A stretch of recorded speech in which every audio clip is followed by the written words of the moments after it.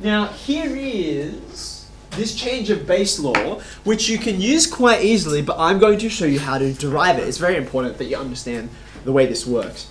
As we're doing it, I'm not going to talk it through. I'm just going to let you think about this one. I've kind of explained all of these in terms of this time and growth metaphor, okay? The reason why I chose those is because it's easier to understand how time and growth relate to each of these. Even the whole backwards time thing, which I didn't write down here. We go log base A of B, and I say minus 1. This is a special case of this, right? So you're actually going backwards in time, because you were 1 over b times the size you were in the future. So anyway, they all make sense in time. This one's a bit harder, so I'm going to let you think about it. I'm just going to show you the algebra. It falls out very, very simply, and I'll let you try and work out how you would explain this in terms of time and growth. Okay? So here's our proof for the change of base law. You might even make a little subheading for that. Okay. As is so often the case, the way we're going to approach our log laws is by using our index laws to understand it, because they're really two sides of the same coin. Okay? So if I say I have x, which is some random log, okay? And what I want to do is get this in terms of, get x in terms of some other base, okay? If this is true, how would I rewrite the relationship between a, b, and x in index form? How would I rewrite it? I would write a, it's still the same base, isn't it? X, that was the subject, is the power, and all that's left is b. You happy with that? Okay. Now here's a really important trick that you will take advantage of much in this topic, but even more when we move into calculus and differentiating these things. I'm going to take this and I'm going to take logs of both sides, right? So I've got a number here, right? And they're the same number. That's what equals means. So if I say the time taken to grow to this at some rate should be the same as the time taken to grow to this at the same rate. Does that make sense? I've gone from 2 sizes to 2 times to get to those sizes. So far so good? Okay, now using the laws we already know, I can do something with this, right? Very simple. I can take that x, which is the power, and I can bring it out the front. So this is actually x log base c of a. Okay? You can see I'm pretty much there, can't you? Right? All I need to do now is say, well, I want x. That's what I want, right? I'll make that the subject, so I'm going to divide through. And now just by simplifying, or I should say substituting back what I started with, I've got my law.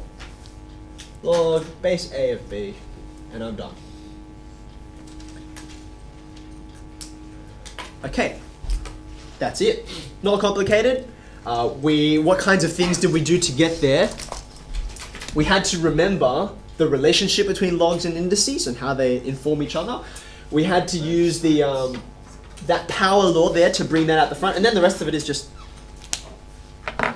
manipulation, really. All right, now, before we leave it, there's just one special case of this law that I want to show you, okay? At the moment, A, B, and C are completely random numbers, right? They can be anything we like, which is why this is so powerful, okay? When you're using this with your calculator, if, for instance, you want to work out some awkward number, like how long would 2 take to grow into 10, which clearly is not, it's not 8, it's not 16, it's awkward, right? So you just reach for your calculator and use whichever you want, because remember, C can be any number you like. I'm lazy with writing, so I'm just going to use the natural log. And that's how you input it. And you'll get a number out. Okay. Actually, I'm just kind of curious. Let's just quickly work out what it is. Say it again. 3.32, which is exactly what you would expect, because it's longer than you'd take to grow to 8, right, which is 3, but it's not quite as long as it'd take to get to 16, which is 4, so that's why you're between them. Okay, you see how powerful this time metaphor is for understanding things. Now, the special case I'm interested in is if A, B, and C are not random numbers, but if B and C are actually the same number. Okay, if B and C are the same number. So I'm going to substitute all my C's out and replace them with B's. Watch what happens. I've got the same old log base A of B over here. Okay. If I replace all the C's with B's, right, all the C's with B's, what do I have on the numerator? I've got log base b of b, which we already know what that is, don't we? Okay, and on the denominator I have log base. Now this is a c there, so I'm going to replace that b of a. Okay. Now, like I said, we actually know what log base b of b is. It's 1.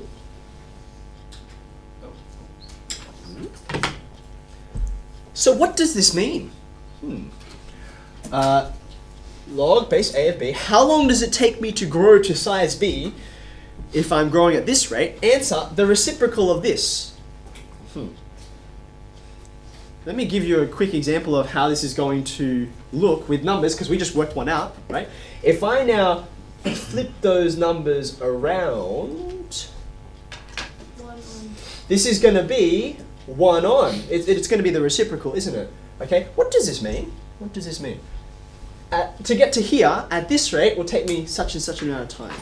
Okay, when I take the reciprocal, is this a short amount of time or a long amount of time? Short.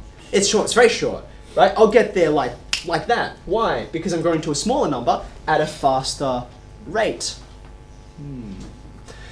This is a really tricky log law. It often, it's kind of the one that people forget, okay? It's a special case of this one. So if you remember your change of base, you should be able to get to this one, but it's not nearly as obvious as other ones. So if you're looking at a log question and you're like, I've got nowhere to go, process through your normal log laws, but highlight this one. I find students often forget it. Even I do sometimes, okay?